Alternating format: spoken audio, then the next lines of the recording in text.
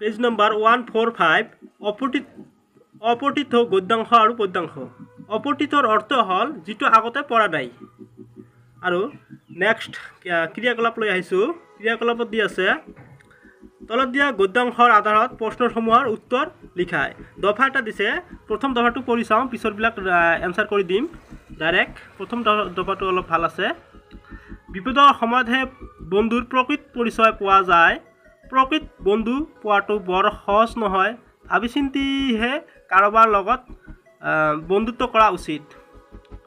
বন্ধুত্ব কৰাৰ সময়ত ব্যক্তিজনৰ ব্যৱহাৰ আচৰণ আদিৰ ওপৰত বিশেষ গুৰুত্ব দিয়া উচিত। সঁচা বন্ধু বিনম্ৰ, সদাচাৰী, বিশ্বাসযোগ্য তথা চৰিত্ৰৱান হোৱা দৰকাৰ। প্ৰকৃত বন্ধু এজন শিক্ষকৰ দৰে, যি নিজৰ বন্ধুক শুদ্ধ পথ দেখুৱায়। যেতিয়া কোনো বিপদাপন্ন হয় তেতিয়া বন্ধুৱে তেওঁৰ কাষত থাকি তেওঁৰ চাৰিওফালে নিৰাশাৰ অন্ধকাৰ দূৰ কৰাত তেওঁক সহায় কৰে। যিজনে সন্মুখত মিঠা কথাৰে মন মোহে আৰু পিছত বেয়াটো চিন্তা কৰে, তেনে বন্ধুৰ পৰা আঁতৰত থকাটোৱে যুগত। এতিয়া কথাটো হ'ল কেনেকুৱা বন্ধু তোমালোকে ল'বা, তোমালোকৰ কথা। এতিয়া প্ৰথম প্ৰশ্নটো দিছে বন্ধুৰ প্ৰকৃত পৰিচয় কেতিয়া পোৱা যায়। ইয়াৰ উত্তৰটো হ'ব বিপদৰ সময়ত বন্ধুৰ প্ৰকৃত পৰিচয় পোৱা যায়। ক নম্বৰত দিছে বন্ধুত্ব কৰাৰ সময়ত কোনবোৰ বিষয়ত অধিক গুৰুত্ব দিয়া উচিত।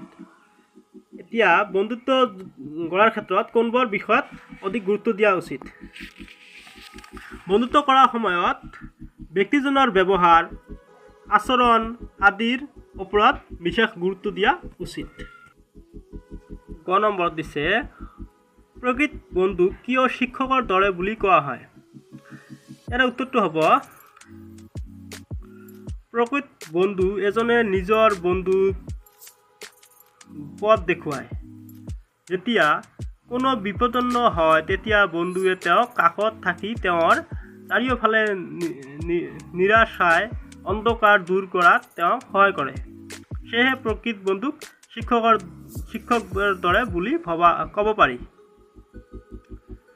এতিয়া চোৱা সমাৰ্থক শব্দ লিখা। সমাৰ্থক বন্ধু বান্ধৱ, আন্ধাৰ অন্ধকাৰ, সমাৰ্থক যিহেতু, আৰু সময় কাল। নেক্সট ওপৰৰ গদ্যাংশৰ এটি শিৰোনাম। শিৰোনামটো হ'ল প্ৰকৃত বন্ধু। দফাবোৰ পঢ়ি তলৰ প্ৰত্যেকটো দফাৰ তলত দিয়া প্ৰশ্নসমূহৰ শুদ্ধ উত্তৰ বাছি উলিয়া। দ্বিতীয় নম্বৰ দফাটো দিছে 2 লাইনতে ক্লিয়াৰ কৰি দিছে, পঢ়ি লওঁ। বৈদ্যদেৱৰ আচল নাম সিদ্ধাৰ্থ গৌতম আৰু সাকসিংহ। তেওঁৰ পিতাকৰ নাম শুদ্ধোধন আৰু মাকৰ নাম মায়াদেৱী। বৌদ্ধগয়াৰ বোধি বৃক্ষৰ তলত তেওঁৰ পৰম জ্ঞান লাভ কৰে।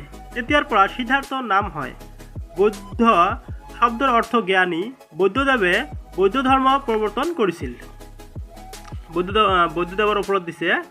এতিয়া প্ৰশ্নলৈ আহোঁ।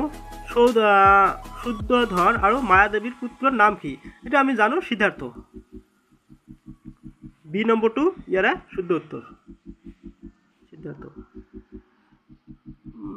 বৌদ্ধ ধৰ্ম কোনে প্ৰৱৰ্তন কৰিছিল? বৌদ্ধ ধৰ্ম প্ৰৱৰ্তন কৰিছিল 4টা দি আছে, শংকৰদেৱ, হজৰত মহম্মদ, বিশ্বমিত্ৰ। ইয়াৰ হ'ব বৌদ্ধদেৱ। নেক্সট বৌদ্ধ শব্দৰ অৰ্থ হ'ল জ্ঞানী। ক নম্বৰটো শুদ্ধ উত্তৰ হ'ব জ্ঞানী। দফা নং 3 জ্যোতিপ্ৰসাদ আগৰৱালাই 1903 পৰা 1951 প্ৰথম অসমীয়া বোলছবি জয়মতী নিৰ্মাণ কৰিছিল। 14 বছৰ বয়সত তেখেতে ৰচনা কৰা নাট শোণিত কুঁৱৰী। তেখেতে ৰচনা কৰা নাটসমূহৰ ভিতৰত কাৰেঙৰ লিগৰি, ৰূপালীম, নিমাতী কইনা, লভিতা আদি উল্লেখযোগ্য।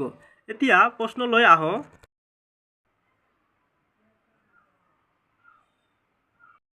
প্ৰথম অসমীয়া বোলছবিখনৰ নাম কি?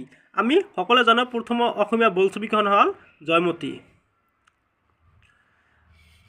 দ্বিতীয় নম্বৰ প্ৰশ্নটো দিছে কিমান চনত জ্যোতিপ্ৰসাদ আগৰৱালাৰ জন্ম হৈছিল? 1903 চন। 14 বছৰ বয়সতে জ্যোতিপ্ৰসাদ আগৰৱালাই ৰচনা কৰা নাটখনৰ নাম হ'ল লভিতা। দফা নং 4, যতীন্দ্ৰনাথ দুৱৰাই বাঁহী আলোচনীৰ মাধ্যমেৰে সাহিত্য জগতত আত্মপ্ৰকাশ কৰে। অমৰ তীৰ্থ, আপোন সুৰ, বনফুল, মিলনৰ সুৰ আৰু মৰমৰ সুৰ আদি তেখেত ৰচনা কৰা পুথি। তেখেতৰ একমাত্ৰ গদ্য পুথিখন হৈছে কথা কবিতা। অমৰ তীৰ্থ পাৰস্যৰ কবি অমৰ খৈয়ামৰ ৰুবায়তাৰ তেখেতৰ কৰা সুন্দৰ ভাঙনি। বনফুল কবিতা পুথিৰ বাবে তেখেত 1952 চনত সাহিত্য অকাডেমী পুৰস্কাৰ লাভ কৰে। এতিয়া প্ৰশ্নলৈ আহোঁ। 1952 চনত সাহিত্য অকাডেমী বঁটা লাভ কৰা যতীন্দ্ৰনাথ দুৱৰাৰ কবিতা পুথিখনৰ নাম হ'ল বনফুল। দ্বিতীয় নম্বৰত দিছে অমৰ খৈয়াম কোন দেশৰ কবি? অমৰ খৈয়াম পাৰস্য দেশৰ কবি। যতীন্দ্ৰনাথ দুৱৰাৰ কথা কবিতাৰ নামৰ পুথি এখন হ'ল কথা কবিতাৰ পুথি। অমৰ তীৰ্থ কোনখন গ্ৰন্থ অসমীয়া অনুবাদ? এখন হ'ব ৰুবায়ত। যতীন্দ্ৰনাথ দুৱৰাই কোনখন আলোচনীৰ জৰিয়তে সাহিত্য জগতত আত্মপ্ৰকাশ কৰে? বাঁহী। কথা 2 নম্বৰ প্ৰশ্ন, কবিতা ফাঁকি পঢ়ি তলত প্ৰশ্নবোৰৰ উত্তৰ লিখা। দিনেক যশোদা নন্দ জায়া আপনি মথানন্ত দধি গইয়া, কৃষ্ণৰ শৈশৱ লীলাক স্মৰি, কৃষ্ণ গীত গাবন্ত সুন্দৰী, সৌম বস্ত্ৰ পিন্ধি দিব্য মাছে, কটিত মেখেলা বান্ধি আছে। শিশুলীলা শ্ৰীমন্ত শংকৰদেৱে এইটো লিখিছিল। শিশুলীলা কবিতাটোৰ কবি কোন? ইয়াৰ কবি হ'ব শ্ৰীমন্ত শংকৰদেৱ। দিনেক যশোদা নন্দ জায়া, ইয়াত নন্দ জায়া মানে কি? উত্তৰ, ইয়াত নন্দ জায়া মানে নন্দৰ পত্নী অৰ্থাৎ যশোদা। শ্ৰীমন্ত শংকৰদেৱ আৰু মাধৱদেৱৰ ৰচনা কৰা গীতসমূহ কি বোলে? শ্ৰীমন্ত শংকৰদেৱ আৰু মাধৱদেৱৰ ৰচনা কৰা গীতসমূহক বৰগীত বোলে। বৰগীতৰ ভাষাবোৰ ব্ৰজাৱলী ভাষাত। বৰগীতৰ কেইবাটা আৰু বৈশিষ্ট্য আছে, তোমালোকে ক্লাছত এইবিলাক পাবা। শিশুলীলা কবিতাটোত কোনগৰাকী শিশুৰ কথা কোৱা হৈছে? শিশুলীলা কবিতাটিত কবি শ্ৰীকৃষ্ণৰ কথা কোৱা হৈছে। নম্বৰ 3, শুৱনি আমাৰ গাঁওখন অতি গছেৰে ভৰা, ডাল ভৰি ভৰি ফল ফুলে লাগে, কত পাওঁ তল চৰা। এতিয়া আমাৰ গাঁও এই কবিতাটো লিখিছিল আনন্দ চন্দ্ৰ আগৰৱালা। কবিতাৰ কবিগৰাকীৰ নাম কি? এইটো দিছে আনন্দ চন্দ্ৰ আগৰৱালা। নেক্সট, অসমীয়া সাহিত্যিক ভাঙনি কোঁৱৰ বুলি কাক কোৱা হয়? ইয়াৰে আনন্দ চন্দ্ৰ আগৰৱালাক কোৱা হয়। অৰ্থৰ পাৰ্থক্য, কত কিমান, কত কোন ঠাইত। চোৱা, দুটা কত, জাষ্ট একটা কমা থকাৰ কাৰণে এইটো কোন ঠাইত আৰু কিমান ডিফাৰেঞ্চ হৈছে পাৰ্থক্যটো। ভিডিঅ'টো এইখিনিয়ে। নেক্সট ভিডিঅ'ৰ কাৰণে তোমালোকে ৱেইট কৰা, মই সলভ কৰি আছোঁ। তোমালোকে এবাৰ চোৱা, কিবা প্ৰব্লেম থাকিলে সলভ কৰি ল'ব পাৰি।